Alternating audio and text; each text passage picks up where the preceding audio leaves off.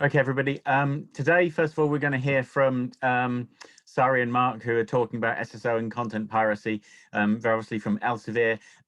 Quite often, I think we don't have too much of a story from the publisher side of things, although obviously they're a huge part of the UK Federation. So it's a very welcome addition, and hopefully it might even be quite contentious and get us talking, because I know it's quite an emotive topic. Security in this particular way. Then after that, I'll be doing a short talk about Verifid, which is JISC's commercial verification service, which we launched a couple of months ago. I'll be telling you all about that. So I'll just admit a couple more people in. We'll wait one more minute, I think, because people are streaming through the door. And if it was a real room, we'd have the door open and let them sit down. That'll happen one day, I suspect.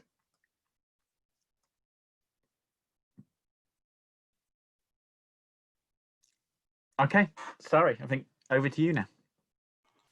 Great, and thank you for having us here today. So my name is Sari Francis. I'm Director of Content Protection Service. And I'm here with my colleague, Mark Cito. And we're going to talk to you today about some information on digital piracy and scholarly content that we hope you'll find useful. And so Mark's then also going to talk more about addressing just a snippet of security and providing many other benefits to enabling SSO. So I'd just like to begin first with a brief overview of who we are, although I know many of you know who Elsevier is, but we're going to talk more about a collaborative group as well. So lots to talk about today.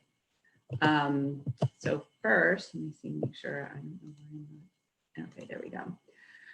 So just gonna go over some things. As I mentioned, there's about piracy, about SSO, but I think really with cybersecurity, it's not just an issue for publishers or a challenge for librarians or institutions or researchers. It's really an issue for all of us. And it's a problem that we believe that's best addressed sustainably and effectively together. So we're going to talk to you about what we've seen on the publisher side. Why really does it matter? We believe that it's, a disruption. Piracy is a disruption of the entire publishing research ecosystem. So as I mentioned, it affects all the people that I mentioned earlier. So also we're going to go over some best practices that we've seen some of our customers implement, but also that we've seen on our side. So we're really going to just share a lot of information here today. And that's really what we'd like to do. And also Mark's going to talk about the FAO pilot that Elsevier is working on. So as I mentioned, we are SNSI, so Elsevier is part of this group. And although many of you may have not heard of us, we have officially existed, well, we've existed since 2017, but we've officially existed just several months ago. SNSI is made up of 16 different publishers, and not all of them are shown here, but it's really a combination of forces that we feel that are needed to protect institutions from cyber attacks and also the threat that Sci-Hub poses. And so that's why this group was formed. But I also want to mention that not just publishers involved here in this group. It's made up of representatives of the library community, societies, and other trade organizations. So we're really looking at this from a 360-degree view because, as I mentioned before, that Sci-Hub and other digital piracy really implements it. It really does impact the entire ecosystem. So, but members of the group, so we have different groups within SNSI, and those members are taking legal action. We're looking at technical solutions, and also taking part in various initiatives with universities around the world to address the threat that Sci-Hub poses. So, but ultimately we want to work together to address some of these challenges, and simple authentication methods from multiple locations and devices to protect better to protect institutions. So we hope that others will join us in this outreach. So we do want to work collectively. And so we're looking for others that want to be involved. So you can contact myself and or Mark here if you're interested in learning more. But I think some of the questions that we're trying to address as well is, what support do librarians need from publishers in this space? How can we bridge the gap between IT security and the library community?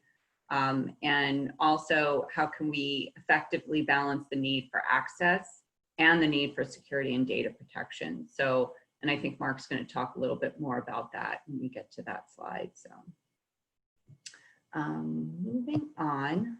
So what have we seen? Just so you note that this is Elsevier data that we've collected within the last a little bit over a year, but we've seen a lot of activity globally, and I'll show that in an upcoming slide, but we just wanted to address this with everyone here in the UK, that we've seen a percentage of compromise from UK universities. And that is mainly done through mainly we've seen it come in through proxy services. But just to let you know that these, when we've noticed that Sci-Hub is coming in, when we've notified universities of these breaches, and they've been amazingly forthcoming and providing us with additional data. So it's been really a great collaboration. So we're very, very happy with the response that we get. But what's interesting to note is that even though Sci-Hub is saying that, they acquire the donated credentials, or, but we've seen that when we've alerted universities of these breaches, that the end user, the compromised user account, has no idea that they've been compromised. And so it's not, that end user is not the one that is using Sci-Hub. They are an innocent victim in this case. So just wanted to ensure that I point that out, that a lot of these breaches that we've seen are not, they're innocent victims ultimately. So worldwide, we've been tracking Sci-Hub activity, as I said, for the last year. This is only for Elsevier customers, just to note, but the US is topping the amount of we've seen with UK, and it used to be Australia, but now Mexico is kind of third here as far as the distribution of where we've seen these compromised accounts. So for those of you who are unfamiliar with Sci-Hub, but maybe just need a little bit more information, we've seen Sci-Hub try to access through these compromised credentials. So how does it work? So user just goes right onto Sci-Hub, types in their ID, the document ID, the DOI, or the URL, and Sci-Hub goes searching. They have a list of compromised credentials. They go in through proxy servers and to the publishers. We see it as a, just a random request from a customer that we have. So it's, for those that aren't managing activity, it just seems like normal behavior. And because at this point in time, Sci-Hub has acquired, I don't know how many millions of articles, it's very difficult to pinpoint those compromised accounts right now. So they are hitting our servers, and so it's making it a little bit more challenging. But at the same time, we're still seeing this activity occur on a daily basis. So now I'm just going to turn it over to Mark, who's going to talk to you more about about more about security, and then we'll talk more about SSO and what Elsevier is doing in this space. So thank you. Thanks, Sari. Okay, so so we've shared with you some evidence, right, that universities are being breached pretty frequently and incessantly. But why does this matter? And also some may argue, you know, so what if publishers' content is being stolen this way? However, there's increasing evidence that this kind of activity from not just Sci-Hub, but other bad actors as well. It's not just about getting access to published content. In December last year, a Washington Post article revealed that the FBI was investigating the founder of Sci-Hub for possible collaboration with Russian military intelligence to steal military secrets from defense contractors.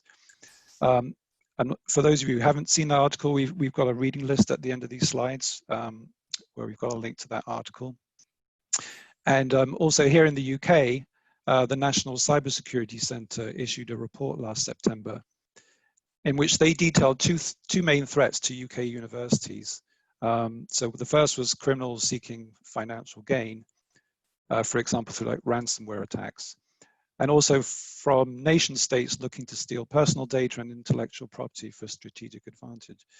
So we really feel like this is, you know, we're focusing here on, obviously from the publisher side on content theft, but this has much wider implications, as Sari mentioned. And also based on what we've learned you know, by working with our customers, we feel like and also the majority of library remote access gateways are sort of through these low-cost products such as proxy servers, and they do appear to be a weak spot in the university perimeter. And I know we're talking to a group here that's involved in and invested in federated access, which is great, but our research has also shown that even library solutions that use federated authentication often maintain a proxy solution alongside their SHIB or Open Athens implementation, and for good reasons, which I'll come on to later. The other issue is, you know, obviously with IP access, you know, when we do find evidence of breaches or suspicious activity, the only recourse we have right now is to block an entire IP, which is really not what we want to do, but you know, we can generally resolve them quite quickly, but it's really a sledgehammer approach to this. And the final point here is that in the last few months with COVID, we've actually seen an increase in these attacks, and obviously it's accelerated the need for increasing remote access, but it's also increased the security threat. So next slide, sorry.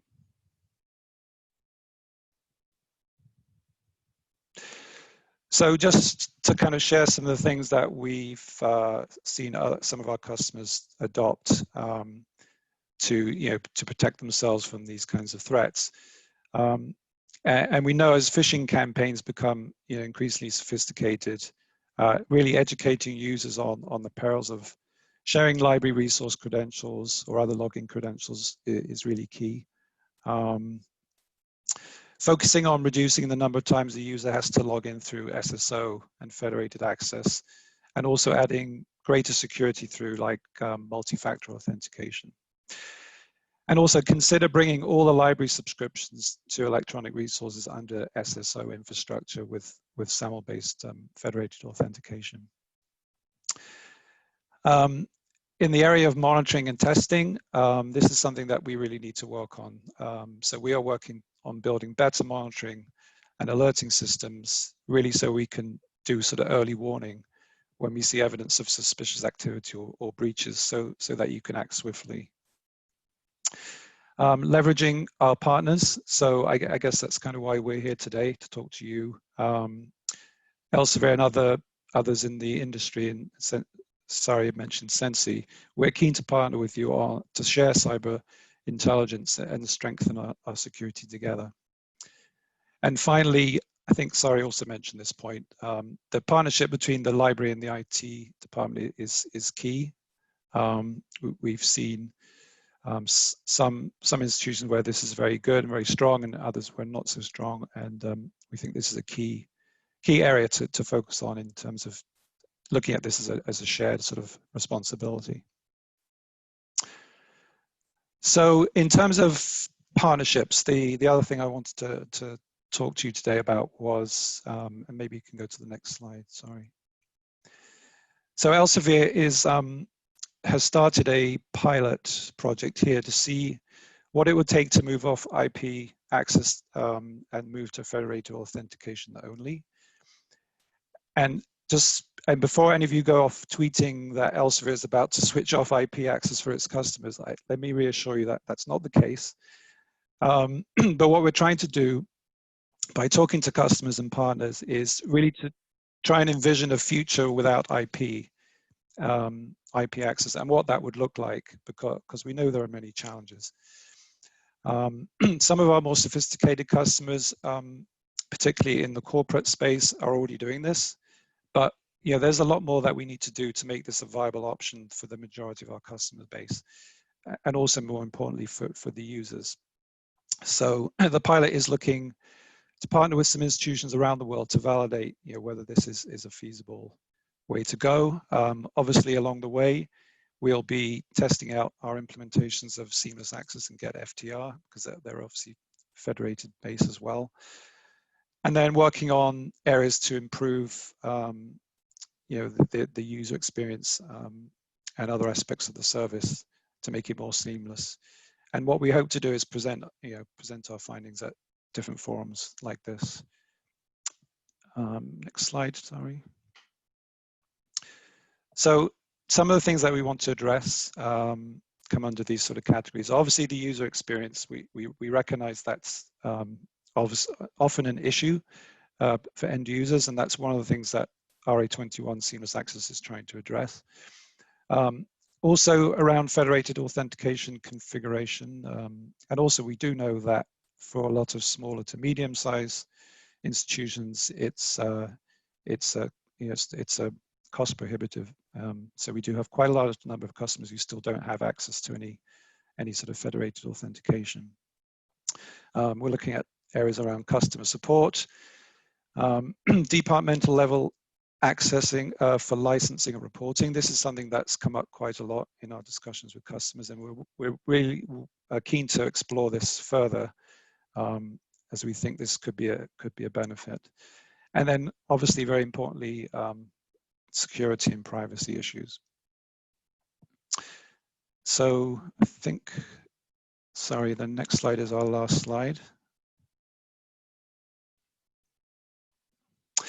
Right, so yes, so we want to work together, and Sari has already mentioned that we're very willing to share what we've learned, share our intelligence around cybersecurity, and obviously the pilot project that we're working on. So if any of these topics are of interest to you, we'd welcome the opportunity to talk and potentially work together.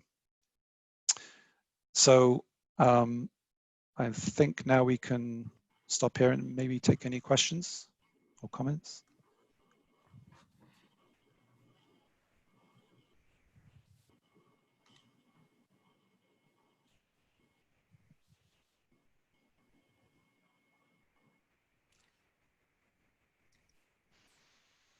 So, I mean, I've got one. I think you were, you said you found you had pretty good cooperation from institutions when there were issues and everything. And obviously the UK Federation, we've got Section 6, which institutions can sign up to, which provides user accountability. So we can find, possible misuses and things like that, or the institution can. Do you think it sort of meets the requirements that you need?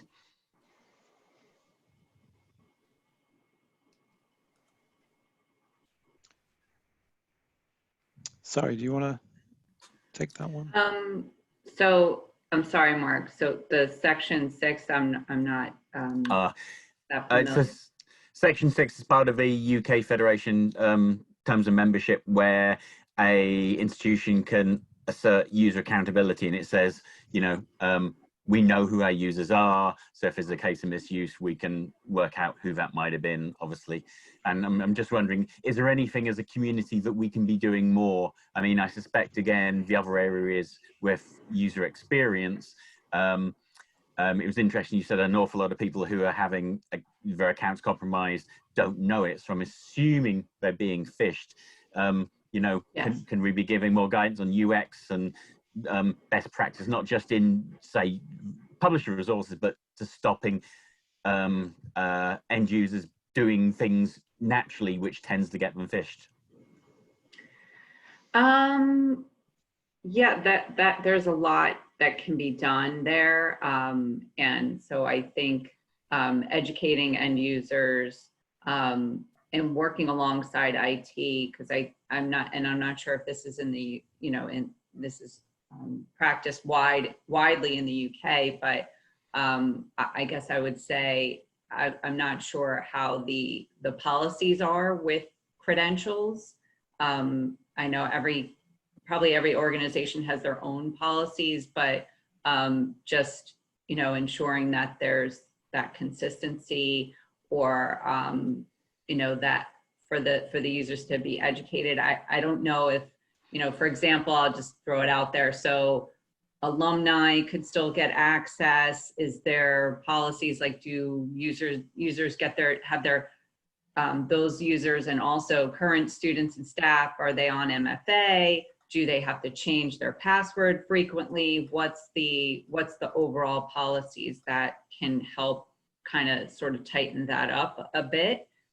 We have seen customers that do use MFA, things like that, definitely have, you know, have a better security system, more effective security system. Although there's also, we noticed that, and I think I mentioned this in the slide, that especially with Sci-Hub, we noticed that it's proxy servers that are coming in. And so other, you know, so when Mark was talking about Shibboleth or Open Athens, we have not seen a lot of activity through those methods.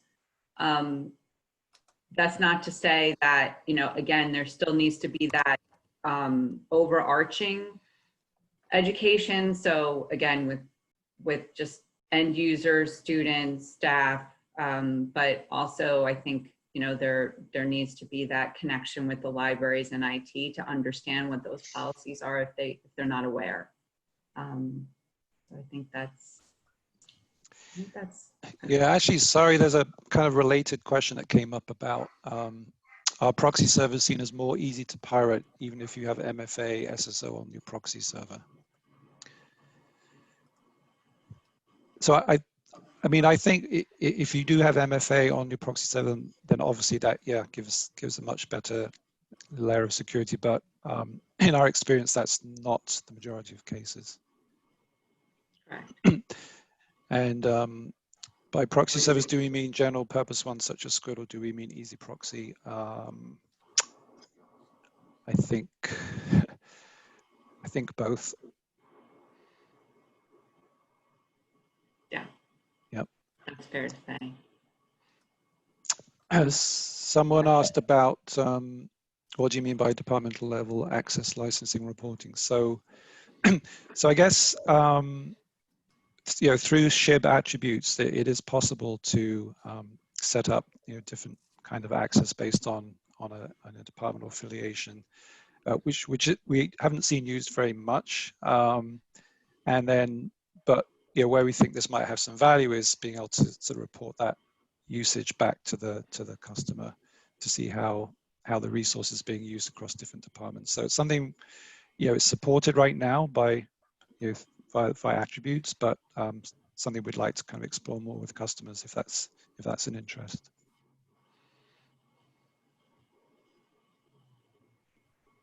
Yeah, and the SNSI group, I saw somebody had put that in the chat. We are going to be launching a microsite.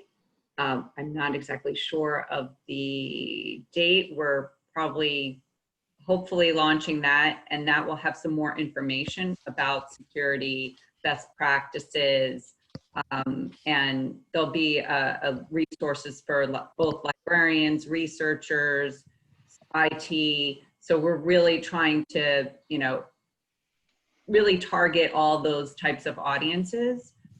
So we're hoping that we can, once that goes live, we can share that with the community, and, provide more resources. So I will, keep Jisk informed. Do we have the website you can put into the chat? Sorry, is it live yet? Oh, it's not live yet. Okay. Okay. All right, we will send that over when we have it. Yeah. Yeah, I mean, if you send it over in one of our communications, we'll include it, and we'll put it back on the news page for these talks, so where we're having recordings and everything, so people will be able to pick up some links there. Yes, absolutely. It was me who'd asked that, because I couldn't find anything related to it. Yes, yes, it's not brand top secret. new. It's not top secret. I work in the Trust and Identity team and Federation team. I had a question, which is, you were asking about, you said about attributes and affiliations, but obviously affiliations are well defined. There are only several affiliations within EduPerson affiliation and EduPerson scoped affiliation. So did you mean entitlements by that? Yes, I think so. I think I probably wasn't strict enough in my No, that's fine. It's just to clarify so that people know what we're talking about. Yeah. And when we're talking about entitlements, do you have a defined set of entitlements that you already have, or are you working individually with organizations to define bespoke entitlements per customer, per member? Actually, I do notice that we have someone else from Elsevier on the webinar who's our SHIB expert. So Meshna, are you able to answer that question if you're Hello. Thank you. Yeah, so no, we don't have, we currently don't have any affiliation attributes defined through UK Federation metadata.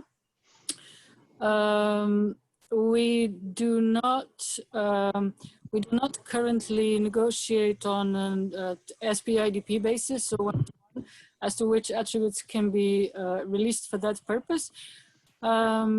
We are looking, however, into providing more attribute customization.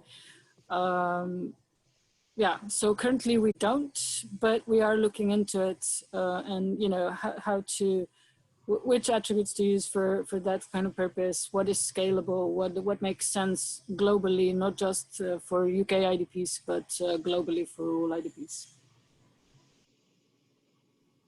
Thanks, Meshna, and sorry for putting you on the spot there. And we mentioned proxy servers, and I feel we're possibly preaching to the converted, really, that proxy servers are a little bit bad in this scenario, and we're already trying to push people towards moving away from that, towards single sign-on, away from IP. Yes, yeah, exactly. But I think what we found, as I said, is even heavy SHIB users are still using EasyProxy either as a backup or for the access to resources where the service provider doesn't provide SHIB. So it's a difficult one to think about how to to completely move off that state, because it does obviously serves a need, and that's kind of one of the things that we're trying to explore. Is there another alternative? And that's why it's important that we're working together as an industry to to increase awareness and usage of federated authentication across the board. Just seen Robert's question, why is it that IP-based access or proxy-based access is still so common compared to federated authentication? So it'd be interesting to get your thoughts. I mean, I do know, talking to smaller publishers, yeah, as Risa said, it's easy to implement. And for some smaller publishers, it's about cost, because I know obviously just collections, part of our mandated model licenses that you have federated access. But, the smaller ones, there's cost associated, and sometimes it's chicken and the egg. They need to prove they're getting traffic to justify introducing federated access. So, just ourselves, we want to do everything we can to try to bring that cost down and to support that. But it'd be interesting hearing your angle as well, Mark. Yeah, Yeah, I think both of those points have been very easy to implement, perceived simple UX. Yeah, all those are valid points. And, you know, to be honest, publishers have not done a great job of you know, giving a really good user experience for their you know, their federated authentication flows. So RA21 seamless access is addressing some of that, but it's, you know, as I mentioned in my slide, there are other parts of the experience that need to be looked at too. But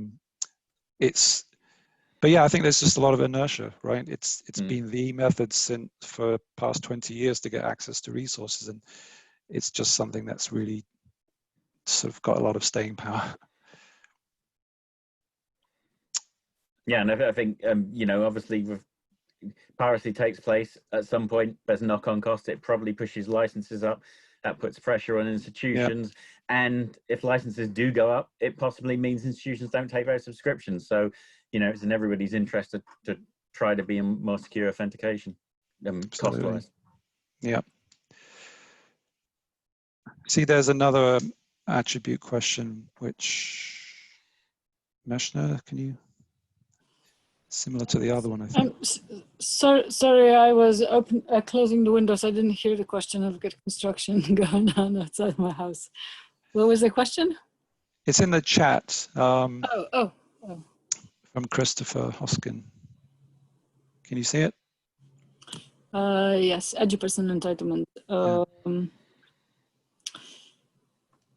Okay, so this is a bit of red herring there. There are standards, yes, there are standards. The eduperson entitlement is part of the eduperson schema. It should be used in exactly the same way as described in the schema. What it means is that when there is an entitlement attribute released, then the SP would allow the user to get access to content. When the eduperson entitlement is not released, then the SP would prevent the user from accessing the content. Which groups of users get access, that is up to the IDP. So the institution defines for who to release that attribute or not. Having said that, unfortunately, we don't support the eduperson entitlement for UK IDPs. The reason for that is historical. It's a legacy reason, because